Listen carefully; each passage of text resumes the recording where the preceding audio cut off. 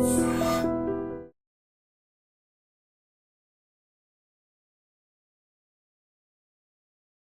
Hello నమస్తే, welcome back to iDream media. ఈరోజు మనతో ఉన్నారు స్టాక్ మార్కెట్ అనలిస్ట్ అయిన గురుప్రసాద్ గారు. సార్తో మాట్లాడదాం. Hi sir. Hi sir. Sir, రీసెంట్గా మన ఆడియన్స్ కొన్ని క్వశ్చన్స్ మీకోసం పంపించడం జరిగింది. అందులో ఒక క్వశ్చన్ రామలక్ష్మి గారు రాజమండ్రి నుంచి అడిగిన క్వశ్చన్ వచ్చేసి, ఎందుకు bank Nifty weekly option remove చేశారు అండ్ నిఫ్టీ మాత్రం రిమూవ్ చేయలేదు అని చెప్పేసి ఆవిడ ఒక క్వశ్చన్ అడిగారు. యాక్చువల్గా వచ్చి ఈ నిఫ్టీ బ్యాంక్ నిఫ్టీ చూడండి, 2000 మార్కెట్లోనే ఎంటర్ అయ్యాను. F&O మనకి అప్పుడు F&O లేదు. 2002లో F&O అప్పుడు స్టార్ట్ చేశారు ఇండియాలో. నేను అప్పుడు ఫీల్డ్కి వచ్చినప్పుడే F&O లాంచ్ అయింది. Futures and options. అవును, అది ఫస్ట్ నిఫ్టీ, ఆ తర్వాత బ్యాంక్ నిఫ్టీ కూడా స్టార్ట్ చేశారు. ఫస్ట్ వచ్చి మంత్లీ ఆప్షన్సే ఉన్నింది. ఇది ఏదైనా సరే, నిఫ్టీ కానీ బ్యాంక్ నిఫ్టీ కానీ ప్రతిదీ వచ్చి మంత్లీ ఆప్షన్సే ఉన్నది. ఈ వీక్లీ ఆప్షన్స్ అనేదే లేదు. అది ఏమైందంటే ఇంటర్నేషనల్ యుఎస్ మార్కెట్లో ఫారిన్లో వచ్చి డైలీ ఎక్స్పైరీ కూడా ఉంది, తెలుసా మీకు? ప్రతిరోజు ఎక్స్పైరీ ఉంది. ఇది ఇంటర్నేషనల్లో. ఎందుకంటే వాళ్ళకి యుఎస్ మార్కెట్ పెద్దది, ప్రపంచంలోనే పెద్ద మార్కెట్.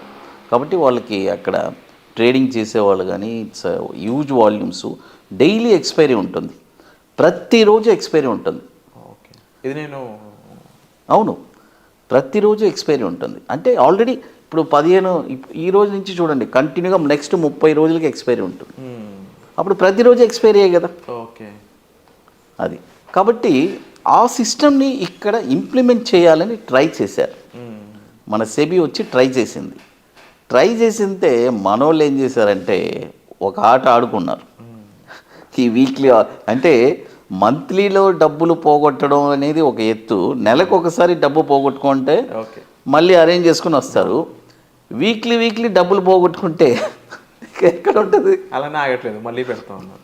ప్రతి వారం ఎక్స్పైరీ, ప్రతి వారం వీళ్ళు డబ్బులు అరేంజ్ చేసుకోవడం, రావడం, పోగొట్టుకోవడం, ఇది వచ్చి ఒక న్యూసెన్స్ అయిపోయింది.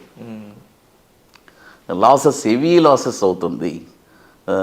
అది ఒక అంటే చూడండి, ఒక సీరియస్ వచ్చి ఎప్పుడు ఓవర్ సీరియస్ కూడా కామెడీ అయిపోతుంది. హెవీ సీరియస్ అదే ఒక ఇప్పుడు సెబీ వాళ్ళు ఏం చేశారంటే, అసలు ఏంట్రా ఈ న్యూసెన్స్, తీసి పడేద్దాం అని చెప్పి వీక్లీ ఆప్షన్స్ మొత్తం తీసేసి ఓన్లీ నిఫ్టీ మాత్రం పెట్టున్నారు. ఎందుకంటే నిఫ్టీలో ఓకే అంత వాలటిలిటీ లేదు. బ్యాంక్ నిఫ్టీ అనుకోండి, అబ్నార్మల్ వాలటిలిటీ, ఒక నిమిషంలో 1000 పాయింట్లు పెరగడం, 1000 పాయింట్లు తగ్గడం, దానివల్ల ఈ సిచ్యువేషన్స్ వచ్చింది. బట్ ఇదండి, ఎక్స్పెరిమెంట్స్ చేస్తూ ఉంటే అందరికీ ప్రజలకే లాస్. అండ్ ఎవరు ఆగట్లేదు అలా అని చెప్పేసి వస్తున్నారు, పెడుతున్నారు.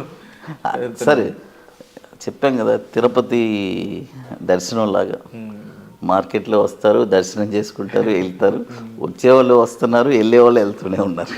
అండ్ అలాగే సార్, ఈ సెబీ లాట్ సైజెస్లో కూడా ఇన్వెన్షన్స్ అనొచ్చో దీన్ని, లేదంటే ఆ ప్రయోగాలు ఎందుకు అంటారు అలాగా? లేదు సార్, లాట్ సైజెస్ నేను ఓల్డ్ వెర్షన్ నుంచి వస్తాను. ఫస్ట్ నిఫ్టీ లాట్ వచ్చి 100 ఉన్నింది. నేను చెప్పేది ఎప్పుడంటే 2003 అప్పుడు 100 ఉన్నింది నిఫ్టీ. నా దగ్గర కాంట్రాక్ట్ కూడా ఉంది. ఆ తర్వాత 100 నుంచి 50 చేశారు, 50 నుంచి 25 చేశారు రీసెంట్గా. మళ్ళీ ఇప్పుడు 25 నుంచి మళ్ళీ ఇప్పుడు 75కి వచ్చింది. కాబట్టి పాతదే మళ్ళీ 100కి వెళ్ళిపోద్ది. కాబట్టి నేను ఒకటే చెప్తాను, లాట్ సైజు పెంచింది తగ్గించింది అనేది ప్రాబ్లమే లేదు. అంటే లాట్ సైజ్ తగ్గించిన దానివల్ల ఒక చిన్న బెనిఫిట్ ఏమొచ్చిందంటే, స్మాల్ ఇన్వెస్టర్స్ వచ్చి ఒక్క లాట్ కూడా ట్రేడ్ చేసేవాళ్ళు. ఇప్పుడు లాట్ సైజ్ పెరిగిన దానివల్ల ఇది వచ్చి ఓన్లీ పర్టికులర్ డబ్బు బాగా ఉండేవాళ్ళు మాత్రమే చేయగలరు. ఎందుకంటే 25,000 ఉంటే కూడా ఇంతకుముందు చేయగలరు. ₹1,00,000 ఉండాలి ఇప్పుడు కంపల్సరీ. అప్పుడు 25,000 ఉండేవాళ్ళు చేయలేకపోతున్నారు కదా, వాళ్ళందరూ వాష్అవుట్ అయ్యారు. ఏదైనా సార్, ఇది ఒక కోటీశ్వరుల వ్యాపారం. ఫస్ట్ డబ్బులు అనేది పుష్కలంగా ఉంటేనే ఇక్కడ ట్రేడింగ్. ఏదో చిన్న డబ్బులు పెట్టి పెద్దగా సంపాదిద్దాం అని అనుకుంటే కుదరదు. ఇన్వెస్ట్మెంట్ చేసుకోవచ్చు, అది తప్పులేదు. ట్రేడింగ్లో మాత్రం కంపల్సరీ ఒక పర్ఫెక్ట్ ప్లానింగ్ ఉండాలి. ఒక ఫస్ట్ డబ్బు కంటే ముఖ్యం సంపాదించే టాలెంట్ ఉండాలి. ఎందుకంటే ఆ డబ్బును కాపాడే కెపాసిటీ ఉండాలి ట్రేడింగ్లో. అది అని లాట్ సైజ్లో తీసుకునే డెసిషన్స్ అనేవి ఎక్కడెక్కడ బాగా ఇంపాక్ట్ చేసే స్కోప్ ఉంటుందంటారు సార్? స్కోప్ చిన్న ఇన్వెస్టర్స్, స్మాల్ ఇన్వెస్టర్స్ ఉన్నారు చాలామంది, వాళ్ళందరూ వాష్అవుట్ అయిపోయారు.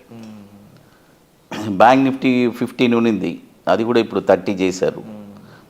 తర్వాత నిఫ్టీ వచ్చి 25 ఉన్నింది, దాన్ని ఇప్పుడు 75 చేసేసారు. అప్పుడు 25 చేసేవాళ్ళు చాలామంది ఉంటారు.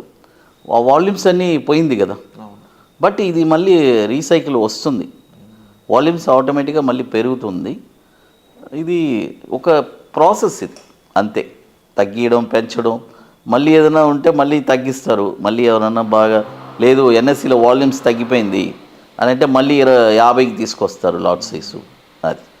అండ్ యూజువల్లీ సార్ మీ దగ్గరికి వచ్చే స్టూడెంట్స్ని ముఖ్యంగా అంటే డైరెక్ట్ మార్కెట్లోకి తీసుకెళ్లే విధానం అట్లా ఎలా ఉంటుంది? వాళ్ళకి ఏమేమి ముందు ఎలాంటి నాలెడ్జ్ మీరు ప్రొవైడ్ చేస్తారు?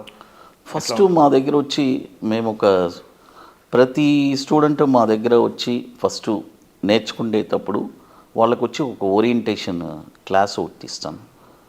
ఒక 2.5 hours ఉంటుంది. అది వచ్చి ఫ్రమ్ బేసిక్ టు అడ్వాన్స్ ఉంటుంది ఆ క్లాస్. అది అటెండ్ చేసిన తర్వాత కొన్ని వర్క్స్ ఉంటాయి మన సెషన్కి సంబంధించింది. అవన్నీ కంప్లీట్ చేస్తేనే అక్కడికి రాగలరు, డైరెక్ట్గా ఎవ్వరూ రాలేరు. ఓకే, అది ఇవన్నీ ఇంపార్టెన్స్. అంటే వాళ్ళకి మాక్ టెస్ట్ లాంటి ఏమైనా కండక్ట్ చేస్తారు లేకపోతే ఎలా ఉంటుంది? లేదు, అదే ఆ ఓరియంటేషన్ క్లాస్లో బేసిక్ టు అడ్వాన్స్ వచ్చేస్తుంది. ఏమి ఆర్డర్స్ తెలియని వాళ్ళు, ఏం చెయ్యని వాళ్ళు కూడా ఆ ఓరియంటేషన్ ఆ బేసిక్ క్లాస్ నేర్చుకున్నారంటే అక్కడికి వచ్చి వాళ్ళు క్లాస్ వినేటప్పుడు వాళ్ళకి అవన్నీ క్యాప్చర్ అవుతుంది. దీనివల్ల ఇది వస్తుంది అని చెప్పి. అండ్ అలాగే 27th వర్క్షాప్ అనేది హైదరాబాద్లో లాస్ట్ వీకెండ్స్లో క్లోజ్ అవ్వడం జరిగింది. ఎలా జరిగింది sir? How you feel? Sir మంది ఎప్పుడు రెగ్యులర్ సార్, లేదంటే ఇన్ని వర్క్షాప్స్ నేను కండక్ట్ చేయలేను.